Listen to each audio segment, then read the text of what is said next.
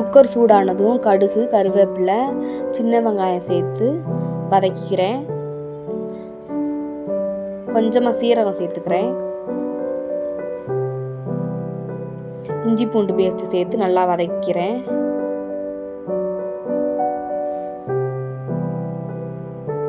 அலசி வச்ச மட்டனையும் போட்டு நல்லா வதக்கிறேன்.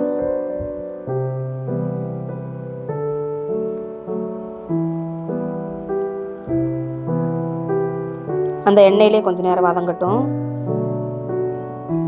தண்ணி ஊற்றுறதுக்கு முன்னாடியே கல் உப்பு சேர்த்துக்கிறேன்.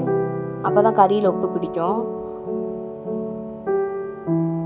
கறி வேகிறதுக்கு ஒரு சொம்பு தண்ணி ஊற்றி கொஞ்சமாக மஞ்சத்தூள் சேர்த்து 5 விசில் விட்டு இறக்கிறேன். இன்னொரு வடைச்சட்டியில் கடுகு, கருவேப்பிலை, இஞ்சி பூண்டு பேஸ்ட்டு, 2 சின்ன தக்காளி கட் பண்ணி சேர்த்துக்கிறேன். அது நல்லா வதங்கி வரவும் மட்டன் மசாலா சேர்த்துக்கிறேன்.